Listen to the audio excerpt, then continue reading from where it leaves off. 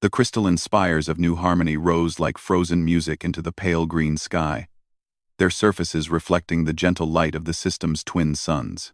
For 300 years, the Melodian civilization had grown in peace, their cities singing with harmonic resonances that brought joy to every soul within their borders.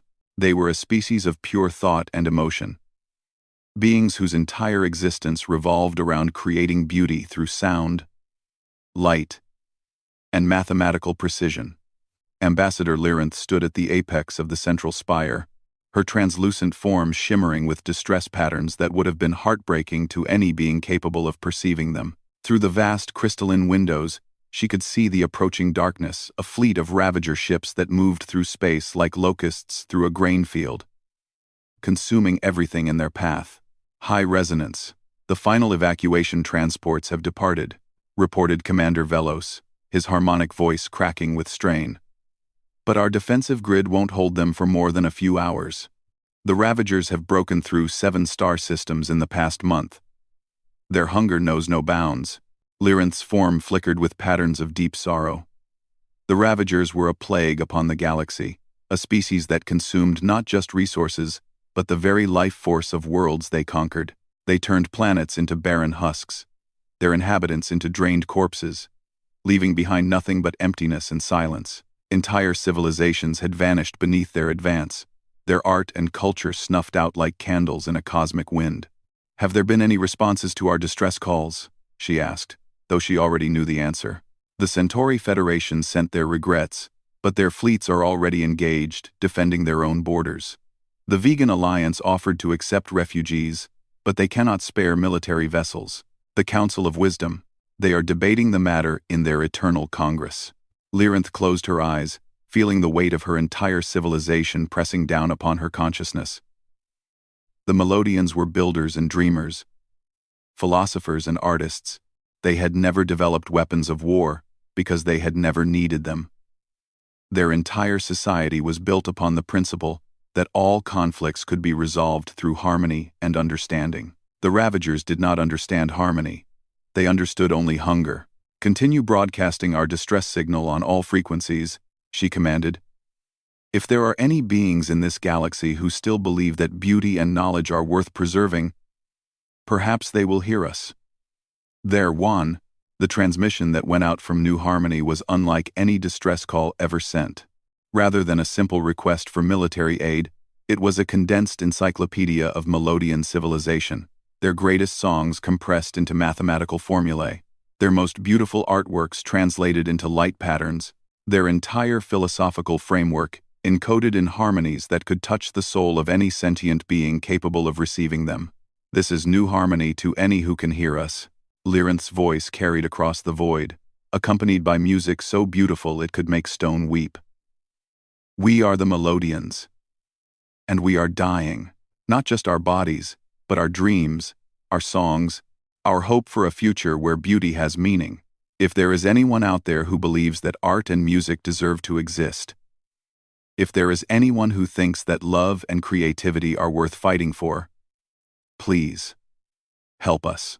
Not for conquest or resources or political advantage, but simply because some things in this universe should not be allowed to fade into darkness."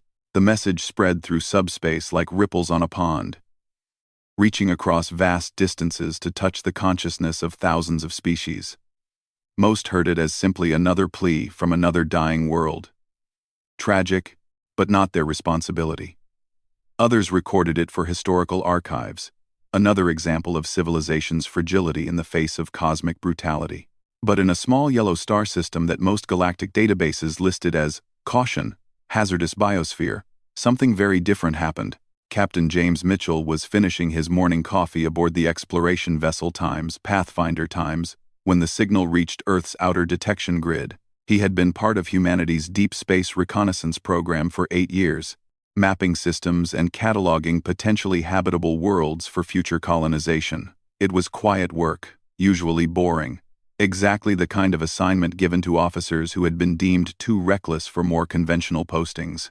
The coffee mug froze halfway to his lips as the Melodian distress call played through the ship's speakers.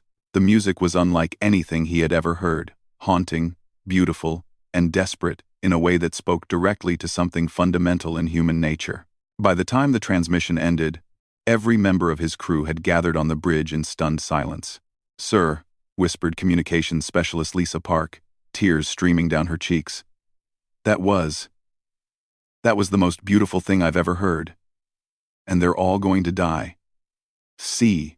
Mitchell set down his coffee cup with hands that weren't quite steady. In the transmission, he had heard something that reminded him of his daughter's laughter, of his wife's voice singing lullabies, of every perfect moment of joy and beauty he had ever experienced in his 35 years of life. "Patch me through to Fleet Command," he ordered. "Priority Alpha." Quote, "Sir, we're 3 weeks out from Earth at best possible speed, by the time we could get authorization. Just do it, Park." The holographic display flickered to life, showing the familiar face of Admiral Hayes in his office overlooking the Pacific Ocean. The old man looked tired. The weight of commanding humanity's first interstellar fleet had aged him considerably in recent years. "Mitchell, this better be good. I'm in the middle of briefing the Colonial Council on the expansion into the Centauri system. Admiral, we've intercepted a distress call. A species called the Melodians are under attack by something called the Ravagers. Sir, you need to hear this transmission." Hayes started to object, but something in Mitchell's voice made him pause. The distress call played through the command center's speakers, and Mitchell watched as the Admiral's expression shifted from bureaucratic impatience to something much more complex. When the transmission ended, Hayes was quiet for a long moment. "Jesus," he finally whispered. "How far out are they?" 2 weeks at maximum burn, sir. But Admiral, our orders are strictly reconnaissance. The Times Pathfinder Times isn't equipped for combat operations." "I wasn't talking about the Times Pathfinder * Mitchell." Hayes leaned forward, his eyes holding a light that Mitchell had never seen before. "I was talking about the rest of the fleet." "Sir?" "Captain, you're about to witness something that we've been preparing for since humanity first reached the stars, the possibility that someday we would encounter a species that needed our help." Hayes turned to someone off-screen. "Get me Fleet Admiral Rodriguez. Tell him to initiate Protocol 7. Mitchell felt his blood chill. Protocol 7 was theoretical, a contingency plan that most officers assumed would never be implemented. It called for the immediate mobilization of Earth's entire military fleet for operations beyond the solar system. "Admiral, Protocol 7 hasn't been tested. We don't even know if our ships can operate that far from Earth for extended periods." "Then I guess we're about to find out." Hayes turned back to face him. "I'm giving you a field promotion to Commodore and temporary command of Reconnaissance Squadron Alpha. Your mission is to reach the Melodian system and gather intelligence on these Ravagers. The rest of the fleet will follow as soon as we can organize the logistics." "Sir, with respect. Our entire fleet against an unknown enemy force? The risks." "The risks of what, Commodore?" "Of helping people who never did anything wrong except create beauty in a universe that seems determined to stamp it out." Hayes's voice hardened. "I've spent my entire life wondering what humanity would do when we finally met our neighbors among the stars. Would we be explorers or conquerors? Scientists or warriors? Well, I think we just got our answer." The transmission ended, leaving Mitchell staring at the blank screen. Around him, his crew waited in tense silence, understanding that they had just volunteered for something far beyond their original mission parameters. "Park, plot a course for the Melodian system, maximum burn," he ordered, "and send a message to New Harmony. Tell them, help is coming." "Sir, what should I tell them about our capabilities? Our weapons? Our numbers?" Mitchell looked out at the stars, thinking about the music he had just heard and the desperate hope in Lyrinth's voice. Somewhere out there, beings who had spent their entire existence creating beauty were about to be destroyed by creatures who knew only hunger and violence. "Tell them that Earth remembers what it's like to be afraid," he said quietly. "And tell them that we've spent our entire history learning what to do about it." As the Times Pathfinder Times began its burn toward the Melodian system, emergency signals were racing back to Earth at faster than light speeds, triggering mobilization protocols that had never been tested outside of simulations. In orbital shipyards around Earth and Mars, vessels that had been designed for exploration and defense were being hastily retrofitted for long-range combat operations. Aliens cried for help. The Deathworlders' fleet arrived. In style, the Ravager hive mind, known as Consume All That Lives, stretched its consciousness across the approaching fleet, savoring the anticipation of another world's destruction. Through thousands of biomechanical ships, each one a living extension of its will, it could taste the fear radiating from the crystalline planet ahead. The Melodians' terror was particularly sweet. Their highly developed emotional centers made them exquisite sources of life energy. Brood Mother 6 Thule, one of the Consume All's most successful harvesters, piloted her massive bioship toward New Harmony's outer defenses. Her vessel was a grotesque fusion of organic tissue and corrupted technology, its hull pulsing with veins that carried the liquefied remains of previous conquests. Weapon pods that had once been living creatures opened along her flanks, preparing to feast on the defenders. The prey singers have been most generous. She communicated to her brood siblings through their shared neural link. Their distress calls have revealed the locations of 17 additional colonies in this sector. After we drain this world, we shall visit them all. The Melodian defense grid was pathetic by Ravager standards, elegant energy barriers designed to deflect asteroids and cosmic radiation, not the bioweapons of a species that had evolved specifically to consume other civilizations. The first wave of Ravager scouts tore through the outer perimeter like tissue paper, their acid spitters reducing the beautiful defensive platforms to slowly dissolving metal. On New Harmony's surface, the remaining Melodians huddled in their crystal sanctuaries, their harmonic communications filled with prayers to entities they weren't sure existed. Some sang songs of defiance, their voices joining in complex harmonies that would have been their masterpiece if anyone had lived to remember them. Ambassador Lyrinth stood at her post in the central spire, watching the approaching darkness and feeling the last notes of hope fading from her heart. The evacuation ships had escaped with perhaps 10% of their population. But the rest, the artists, the philosophers, the children who would have grown up to create wonders, they would all become fuel for the Ravagers' endless hunger. High resonance, Commander Velos reported, his harmonic voice now barely a whisper. Our long-range sensors are detecting something unusual. There appears to be a small vessel approaching from outside the system. It's broadcasting a response to our distress call. Lyrinth's form flickered with hope so faint it was barely visible. Put it through. The transmission that filled the central spire was unlike anything they had ever heard. Where Melodian communication was music and harmony, this was harsh and direct. The voice carrying undertones of controlled violence that made their crystalline structures vibrate with sympathetic resonance. New Harmony, this is Commodore James Mitchell of the Terran vessel Times Pathfinder ***.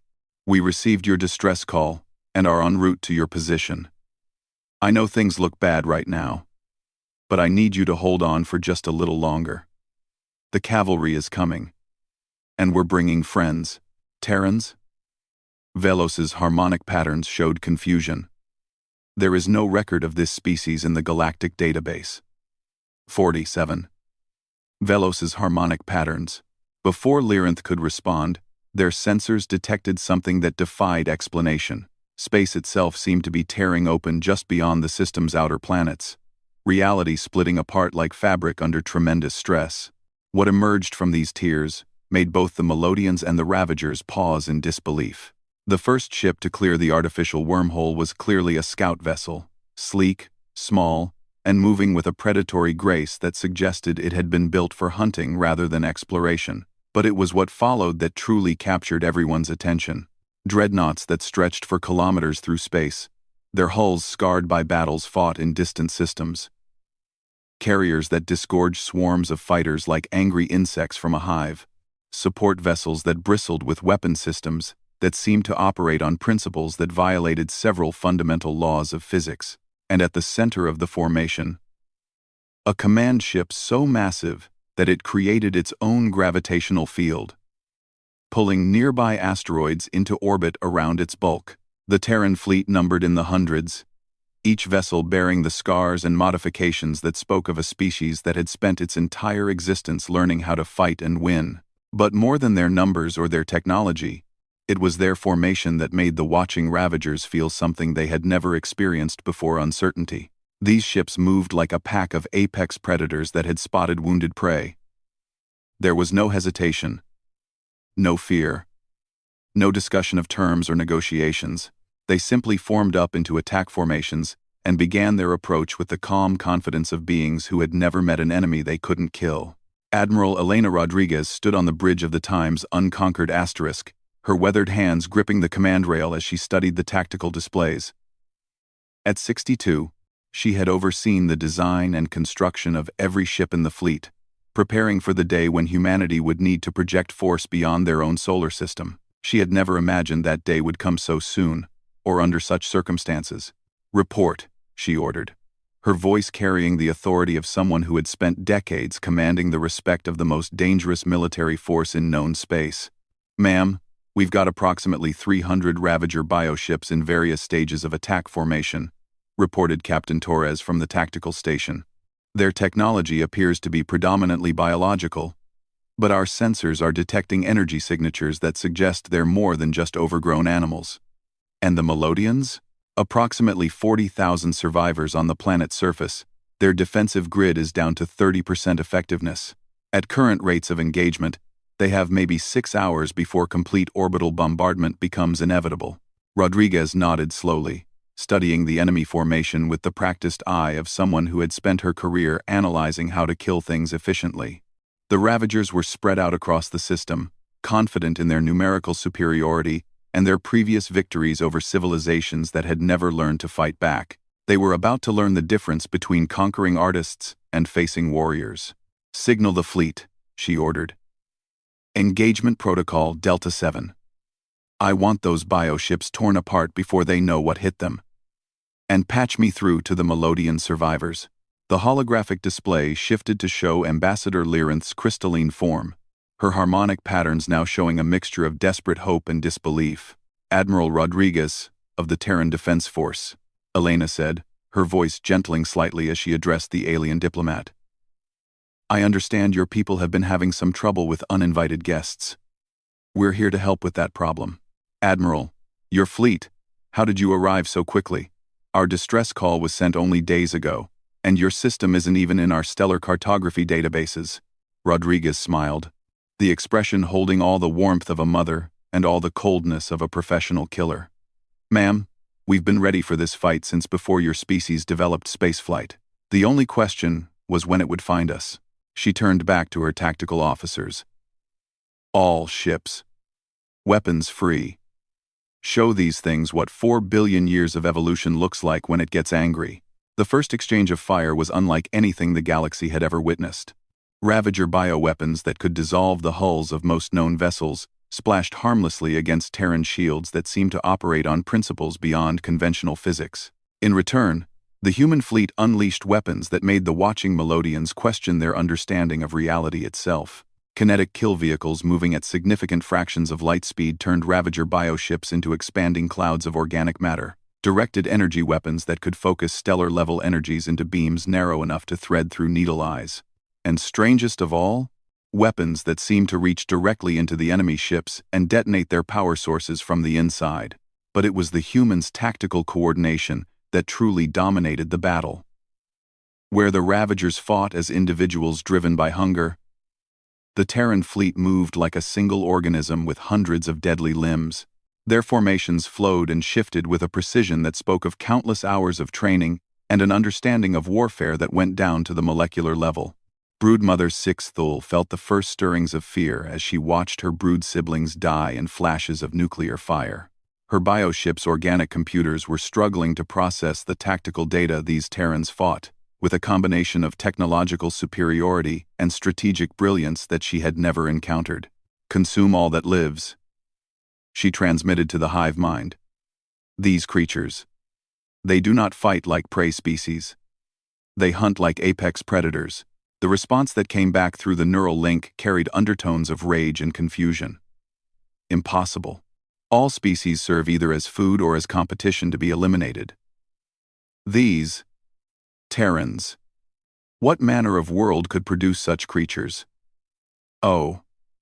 The answer came in the form of a communication broadcast across all frequencies, delivered in the calm, professional tone of someone reading a weather report. Attention Ravager vessels. This is Admiral Rodriguez of the Terran Defense Force. You are currently engaged in the systematic destruction of a peaceful civilization, which Earth considers an act of genocide. You will cease all aggressive actions immediately and withdraw from this system, or we will be forced to demonstrate why evolution spent 4 billion years teaching humanity how to kill efficiently. The silence that followed was broken by Sixthal's transmitted response, her bioship's communication organs pulsing with indignation. You dare threaten the Ravager host? We have consumed civilizations across 1,000 systems. We are the ultimate predators of this galaxy. The human response was immediate and devastating. A single Terran dreadnought broke from the formation, its massive bulk accelerating towards Sixthal's position with impossible speed. Its weapon systems charged with energy that made nearby space itself glow with radiation. Correction, Admiral Rodriguez's voice carried across the void with Arctic coldness. You were the ultimate predators. Now you're about to meet something that makes you look like vegetarians.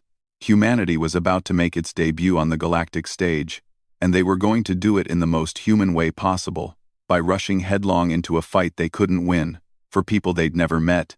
Simply Becca-number aliens cried for help. The Deathworlders' fleet arrived. In style, the Terran dreadnought times, unstoppable times, closed the distance to Broodmother Sixthal's bioship in a display of tactical precision that defied every law of physics the Ravagers thought they understood. Its massive bulk moved through space like a predator closing on wounded prey, its weapon systems charging with energy that made the surrounding void glow with deadly radiation. Sixthal's organic vessel writhed in what the Ravagers considered fear, a sensation so alien to their species that they had no proper words for it. Her bioship's defensive weapons opened fire, launching streams of corrosive acid and swarms of explosive parasites that had torn through the hulls of countless civilizations. They splashed harmlessly against the human ship's shields like rain against a mountain. The Unstoppable's time's response was surgical and devastating. A single kinetic penetrator, accelerated to 12% of light speed, punched through Sixthal's bioship from stem to stern. The Broodmother had just enough time to feel her vessel's death screams through their neural link before the secondary explosion vaporized everything within a 3-kilometer radius. Across the battlefield, the message was clear. The Ravagers were no longer the apex predators they had believed themselves to be. Admiral Rodriguez watched the tactical displays with the calm satisfaction of someone who had spent decades preparing for exactly this moment. The Ravager fleet was breaking apart under the sustained assault from her ships, their bio-vessels dying in brilliant flashes of nuclear fire that lit up the darkness of space like newborn stars. "Ma'am, enemy casualties at 70% and climbing," reported Captain Torres. "They're attempting to disengage and retreat to the outer system." "Negative. Standard protocol for genocide is total elimination of the threat," Rodriguez replied, her voice carrying the cold authority of someone who had made similar decisions many times before. "Signal the hunter-killer squadrons. I want every last one of these things dead before they can report back to their homeworld." The next phase of the battle was less a fight than it was an extermination. Terran destroyer squadrons broke from the main formation, their smaller, faster ships pursuing the fleeing Ravagers with the relentless efficiency of wolves bringing down a wounded deer. Their weapons were designed for exactly this kind of pursuit, fast-firing railguns that could track and destroy targets across vast distances, and guided munitions that could chase their prey through hyperspace itself. The consume all that lives, experiencing individual death on a scale it had never imagined possible, made a decision that went against every instinct its species possessed. Through its remaining bioships, it broadcast a message on all frequencies, a formal surrender in the ancient galactic protocols that most civilizations used for ending conflicts. "Terran vessels, this is the Ravager host. We acknowledge your superior force and formally request cessation of hostilities under the Galactic Accord of." The response that came back was immediate and delivered in a tone that suggested Rodriguez had been expecting exactly this moment. "Negative, Ravager host. Earth is not a signatory to the Galactic Accord, and we don't recognize your authority to negotiate on behalf of the 200 million beings you've murdered and consumed over the past century." The silence that followed was broken only by the continued explosions of dying Ravager bioships as the Terran fleet methodically hunted down every last vessel. On the surface of New Harmony, Ambassador Lyrinth and the remaining Melodians watched the battle through their crystal spires with something approaching religious awe. The humans weren't just defeating the Ravagers, they were doing it with a combination of technological superiority and tactical brilliance that made the watching aliens question everything they thought they knew about the nature of warfare. "Commander Velos," Lyrinth said, her harmonic patterns showing a mixture of gratitude and deep confusion. "What manner of species are these Terrans? Their ships move like they were born for war. But their communications suggest they came here specifically to help us. High Resonance, I believe we are witnessing something unprecedented in galactic history. A species that has achieved technological advancement through conflict, rather than despite it, yet has somehow retained the moral framework to use that capability in defense of others." The truth of Velos's observation became clear when the last Ravager bioship died in a brilliant flash of plasma fire. Its death marking the end of a reign of terror that had lasted for over 3 centuries. The silence that followed was profound for the first time in living memory. This sector of space was free from the threat of Ravager predation. Admiral Rodriguez's image appeared on the communication screen in the central spire, her weathered face showing satisfaction mixed with something that looked almost like sadness. "Ambassador Lyrinth, the immediate threat has been neutralized. Our medical and engineering teams are standing by to assist with humanitarian relief and reconstruction efforts. Admiral." Lyrinth's harmonic voice carried notes of profound gratitude. "Your species has saved not just our lives, but our entire civilization. How can we ever repay such a debt?" Rodriguez was quiet for a moment, her expression thoughtful.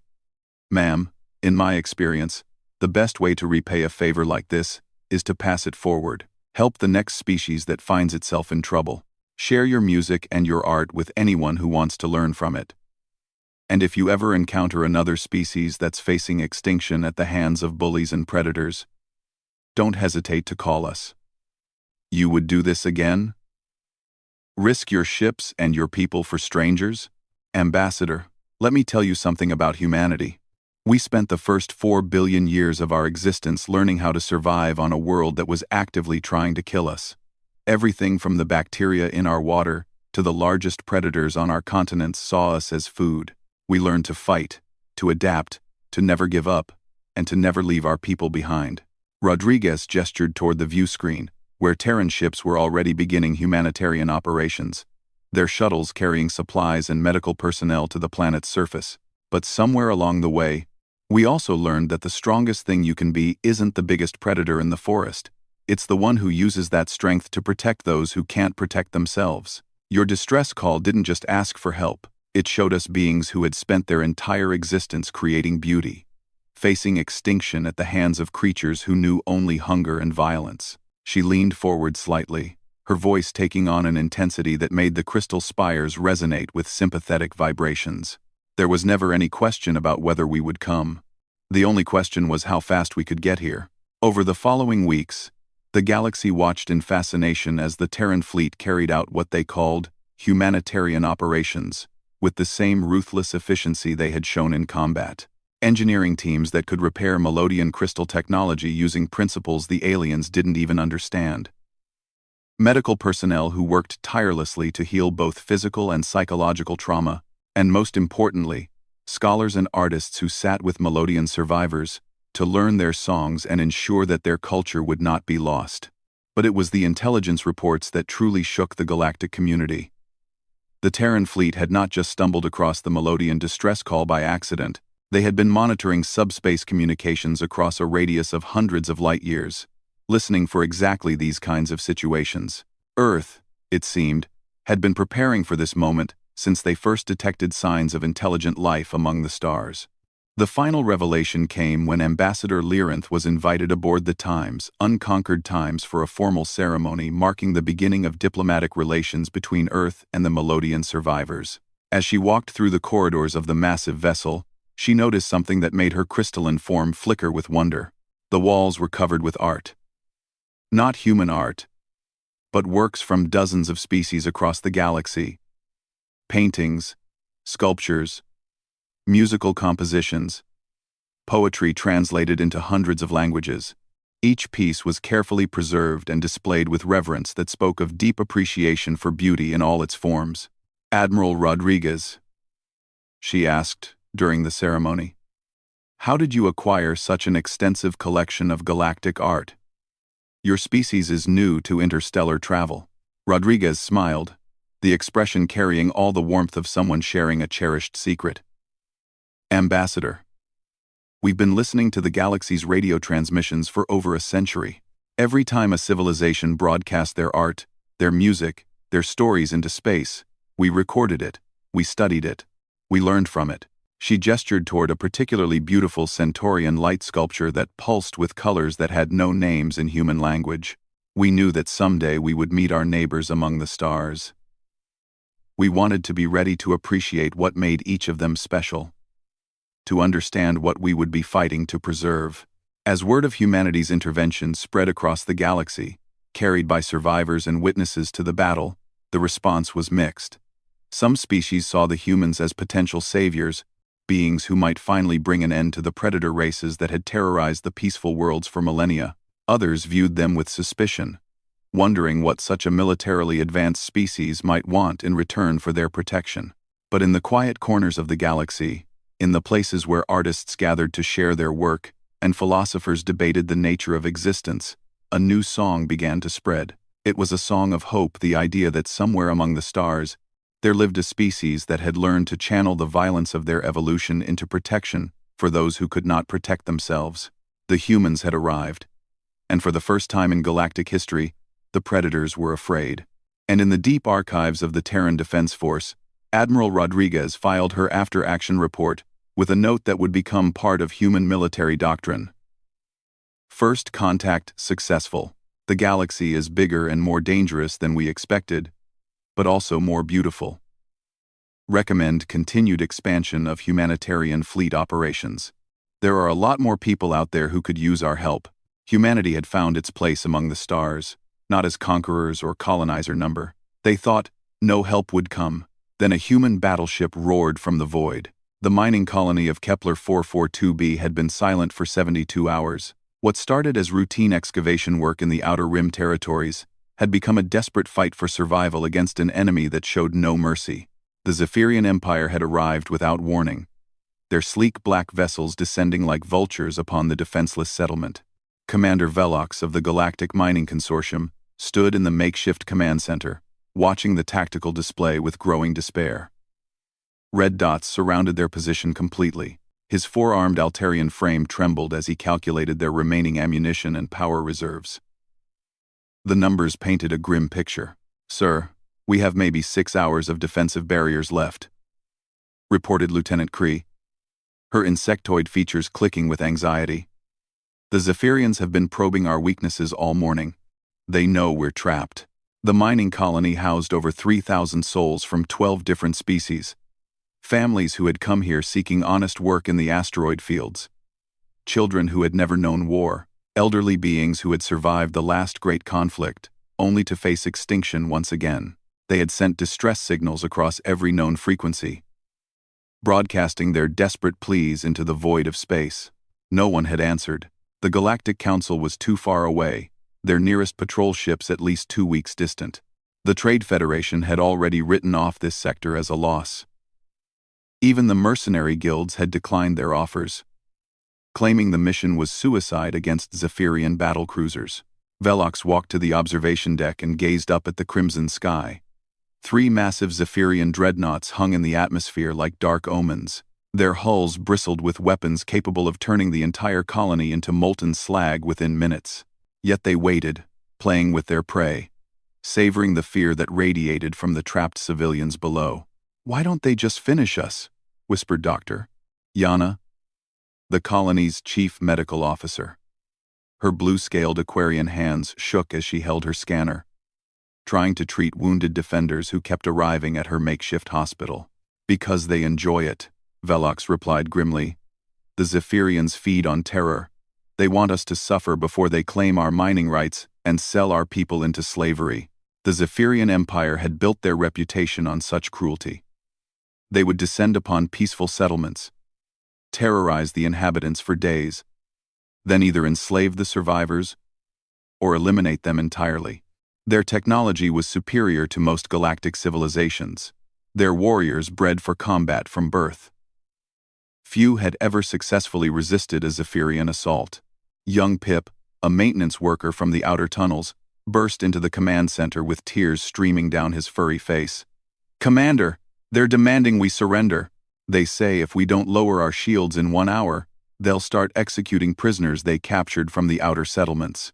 The weight of impossible decisions pressed down on Velox's shoulders. Surrender meant slavery or death for everyone. Fighting meant death was certain, but at least quick. There was no good choice. No miracle coming to save them. "Sir," called Operator Zind from the communications array. "I'm still broadcasting on all emergency frequencies. Maybe someone will hear us. Maybe help will come." Velox wanted to believe, but hope was a luxury they couldn't afford. The nearest human colony was months away, and humans were just another species struggling to survive in a hostile galaxy. Earth's children had shown promise in recent conflicts, displaying unusual tenacity and creativity in battle, but they were too few and too far to matter here. The commander made his choice. We fight. Every being here volunteered to work in the outer rim knowing the risks. We won't go quietly into slavery. Prepare all remaining defensive systems for final engagement. As alarms began blaring throughout the colony, Velox couldn't shake the feeling that somewhere in the darkness of space, something was listening to their desperate calls. But even if help existed, it would arrive too late to save them from the horror that was coming. The Zephyrian commander had grown tired of waiting. His ships began moving into attack formation, their weapons charging with deadly energy. In minutes, the slaughter would begin, and Kepler 442b would become another forgotten tragedy in the annals of galactic history. The colonists huddled in their shelters, parents holding children close, workers clutching whatever weapons they could find. They had done everything possible to survive, but sometimes courage and determination weren't enough against overwhelming odds. Yet in the depths of space, beyond the range of their sensors, something had indeed heard their distress call. Something that was now racing toward them at speeds that defied conventional understanding of physics. Something that carried within its hull a fury that would shake the foundations of the Zephyrian Empire. The mining colony's final hour had begun, but salvation was closer than anyone. The number they thought no help would come. Then a human battleship roared from the void. The first indication that something had changed came from the Zephyrian sensor arrays. Deep space monitoring stations detected an anomaly approaching at impossible velocity. What registered as a single contact was moving faster than any known vessel in the galaxy, its energy signature unlike anything in their databases. Admiral Krex of the Zephyrian Third Fleet dismissed the readings as sensor malfunction. His 3 dreadnoughts maintained their positions above the mining colony. Weapons locked onto the pathetic defensive barriers below. The aliens cowering in their holes had 40 minutes left before systematic annihilation began. "Sir," reported his tactical officer with confusion in his serpentine voice, "the anomaly has dropped out of whatever propulsion system it was using. It's just sitting there at the edge of our sensor range. Probably some merchant vessel that stumbled into our operation," Krex hissed with amusement. "Send a patrol ship to investigate. If they surrender immediately, we might let them watch the show before adding them to our slave cargo." But as the patrol ship approached the mysterious contact, the readings became increasingly disturbing. The vessel was massive, easily matching their largest dreadnought in size, but its design was completely foreign. Angular surfaces reflected light in strange ways, and energy readings fluctuated in patterns their computers couldn't analyze. "Admiral," the patrol ship captain's voice crackled over communications, "this vessel doesn't match any configuration in our databases. The hull appears to be constructed from materials we can't identify. And sir, there are markings on the side that our translators can't decode, except for one symbol that keeps repeating." "What symbol?" Krex demanded, his confidence beginning to waver. "It appears to be the designation Terra, sir, along with what looks like numerical sequences and some kind of emblem showing a blue and green sphere." The mining colony's communications officer, Zind, had been monitoring Zephyrian transmissions when she caught fragments of their confused chatter. Her hands trembled as she adjusted her equipment, trying to get a clearer reading on whatever had arrived at the system's edge. "Commander Velox," she called excitedly. "Something's happening. The Zephyrians are talking about an unknown vessel that just appeared. They seem concerned." Velox rushed to her station, hope flickering in his chest despite himself. "Can you identify it?" "Negative, sir. It's beyond our sensor range." "But wait." Zin's antennae twitched as she fine-tuned her instruments. "I'm picking up a transmission. It's broadcasting on an old emergency frequency. And it's in galactic standard." The transmission was brief but clear. "This is Captain Sarah Chen of the Terran Defense Force vessel Indomitable. We received your distress call. Hold your positions and maintain defensive postures. Help has arrived." A stunned silence fell over the command center. Terra. Earth. The human homeworld was legendary throughout the galaxy, though few had actually encountered its people. Humans were rumored to be small, fragile beings who had only recently achieved interstellar travel. What could a single human ship do against 3 Zephyrian dreadnoughts? The answer came 60 seconds later. The human battleship Indomitable didn't approach gradually or announce its intentions with diplomatic protocols. It simply appeared in the middle of the Zephyrian formation, as if it had teleported directly from the void. The space around it crackled with energy discharges that made their sensors scream with overload warnings. Admiral Krex stared at his tactical display in disbelief. "How did it get there? Nothing can move that fast without our sensors detecting it." His weapons officer, trained in decades of galactic warfare, stammered his report. "Sir, the vessel is charging weapon systems I've never seen before. Energy readings are off our scales. It's like they're drawing power directly from their engines without any intermediate systems." The Indomitable was a testament to human engineering philosophy. Practical, brutal, and utterly without mercy when protecting innocents. Its hull bristled with weapon systems that followed no conventional design principles. Railguns that could accelerate projectiles to significant fractions of light speed. Energy weapons that drew power from contained antimatter reactions. Missile systems loaded with warheads designed to crack open asteroid-sized targets. But more than its weapons, the ship radiated something that made veteran warriors nervous. It carried the weight of human history within its bulkheads. The accumulated fury of a species that had clawed its way up from a hostile planet and refused to be intimidated by anyone or anything in the galaxy. Captain Chen's voice cut across all frequencies with crystal clarity. "Zephyrian vessels, you are ordered to withdraw from this system immediately. You have attacked a peaceful mining colony under the protection of the Galactic Accords. Surrender now, and you will be treated according to interstellar law." Admiral Krex's response was predictable. "Human, you are outnumbered 3-to-1 by ships twice your size. Your species is barely qualified for space travel. Withdraw now, or be destroyed, along with the vermin you're trying to protect." The silence that followed stretched for exactly 10 seconds. Then Captain Chen replied with words that would be remembered throughout the galaxy. "Admiral, you've made a critical error in judgment. You assumed we came here to negotiate. What happened next redefined galactic understanding of human capabilities. The Indomitable didn't fire a warning shot or attempt to disable enemy weapons. It opened fire with everything it had, simultaneously engaging all 3 Zephyrian dreadnoughts with a ferocity that stunned both enemies and allies. The first dreadnought's shields collapsed under a concentrated barrage of railgun fire that struck with the force of guided asteroids. The second found its hull punctured by energy weapons that seemed to ignore conventional defensive systems entirely. The third attempted to flee, only to discover that human missiles could apparently track targets through faster-than-light maneuvers. In the mining colony below, every being pressed against observation windows, watching in amazement as impossible things happened in the space above their heads. The human ship moved like a living creature, dodging return fire with maneuvers that should have turned its crew into paste from the gravitational forces involved. "How are they surviving those acceleration profiles?" Dr. Yana whispered in wonder. Commander Velox couldn't answer. He was too busy watching the systematic destruction of an enemy that had seemed invincible just minutes before. The humans weren't just fighting the Zephyrians, they were dismantling them with surgical precision, targeting specific systems to disable rather than destroy, as if they wanted prisoners to question later. The battle lasted exactly 17 minutes. When it was over, 2 Zephyrian dreadnoughts hung dead in space, their crews evacuated to emergency pods. The third had surrendered after watching its companions reduced to drifting hulks by weapons they couldn't comprehend.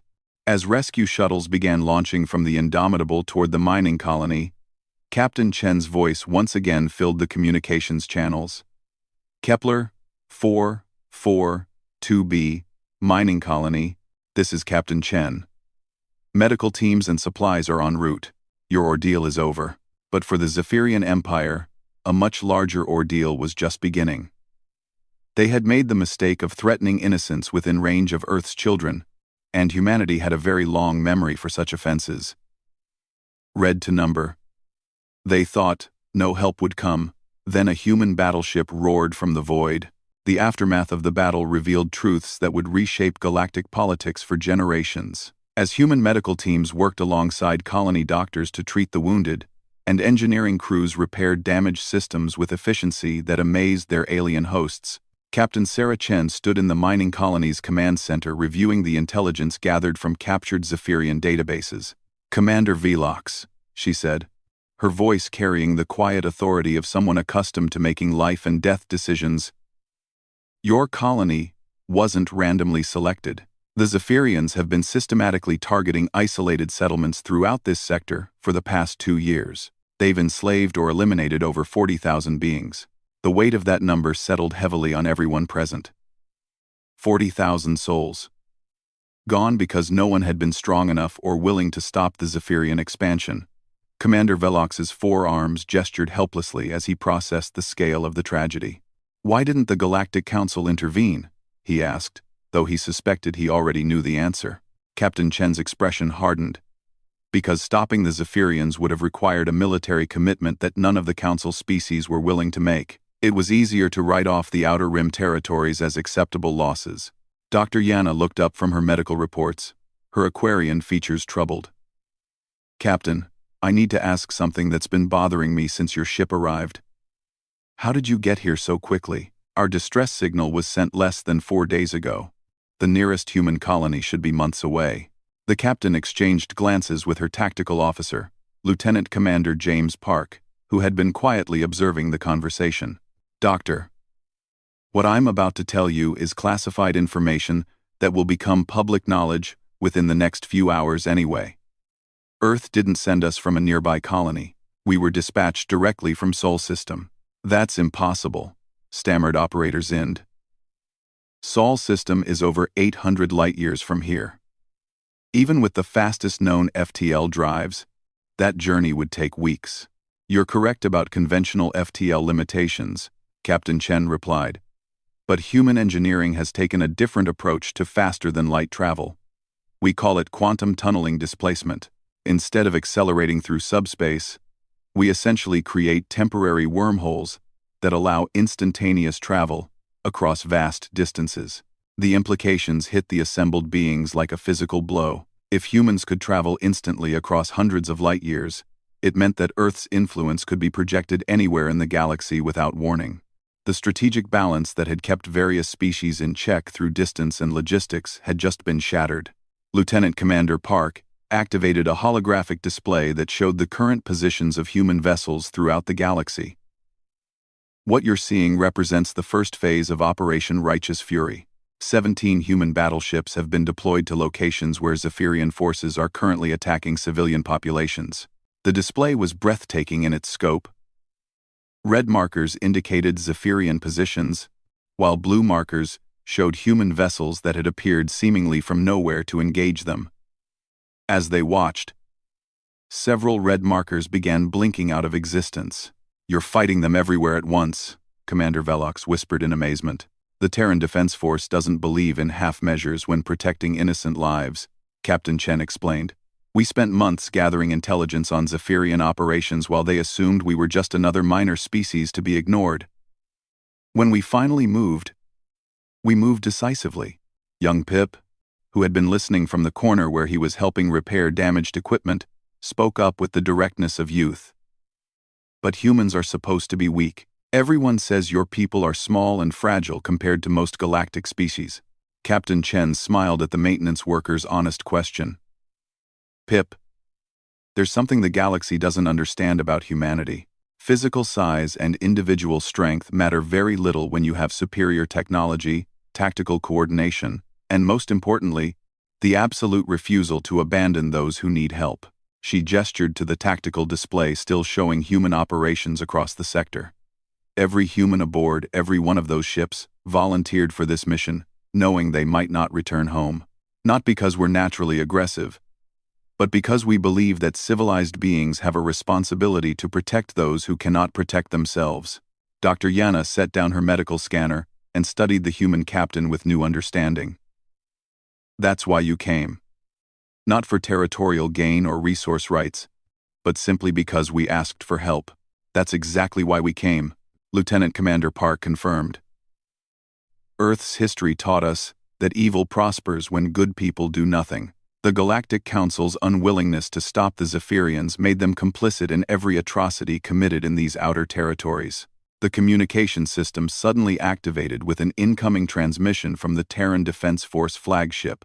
Admiral Rebecca Stone's image appeared in the holographic display, her weathered face reflecting decades of military service. "Captain Chen, Operation Righteous Fury is proceeding ahead of schedule. Zephyrian resistance has been lighter than anticipated, and we've successfully liberated 12 colonies in the past 6 hours. However, we're now receiving communications from the Galactic Council, demanding that we cease military operations immediately." Captain Chen's expression didn't change, but everyone in the room could sense her controlled anger. "What's our government's response, Admiral?" President Martinez's message was quite clear. Admiral Stone replied with grim satisfaction. "Earth hereby withdraws from the Galactic Council, effective immediately. We're establishing the Terran Protection Protocol, offering military protection to any peaceful settlement or colony that requests our assistance. Species that prey upon innocents will find themselves facing the full might of humanity's military forces." The declaration sent shockwaves through everyone present. Earth was essentially challenging the established galactic order, offering to become the guardian that the Council had failed to be. It was audacious beyond measure, and potentially the beginning of a new era in interstellar relations. Commander Velox found his voice after several moments of stunned silence. "Captain, what does this mean for colonies like ours? For the thousands of settlements throughout the outer territories? It means you'll never have to face threats like the Zephyrians alone again." Captain Chen replied firmly. "Any colony, any peaceful settlement, any group of beings trying to build honest lives among the stars can request protection from the Terran Defense Force, and when you call for help, we will answer." As if to emphasize her point, the tactical display updated to show additional human vessels arriving throughout the sector. Not just warships, but hospital ships, engineering vessels, supply transports, and construction platforms. Earth wasn't just offering to fight humanity's enemies. They were offering to help rebuild what had been destroyed. The mining colony's children, who had been hiding in shelters just hours before, now pressed against the observation windows to watch human shuttles arriving with medical supplies and food. Their parents looked up at the human battleship that dominated the sky, no longer a symbol of fear but of hope. In the weeks that followed, word of humanity's intervention spread throughout the galaxy. Species that had lived in fear of Zephyrian aggression began sending messages to Earth, requesting protection or alliance. The Galactic Council found itself increasingly irrelevant as more civilizations chose to align with the Terran Protection Protocol. The Zephyrian Empire, faced with systematic defeats across multiple sectors, eventually sued for peace and agreed to pay reparations to their victims. Their military was disbanded, their leadership tried for war crimes, and their survivors relocated to designated worlds under human oversight. But the most significant change was in the hearts and minds of peaceful beings throughout the galaxy. For the first time in centuries, they knew that someone was watching over them, someone who would come when called, who would fight when necessary, and who would never abandon those in need. The mining colony of Kepler 442b became a symbol of that new reality, a place where desperate beings had cried out for help in their darkest hour and received an answer that exceeded their wildest hopes. The memorial they erected in the colony's central plaza bore a simple inscription in dozens of languages. They thought no help would come, but Earth's children heard our call, and salvation descended from the stars. Imagine. But as the species that answered the call when others cried for help, and they were just getting started. It was the right thing to do.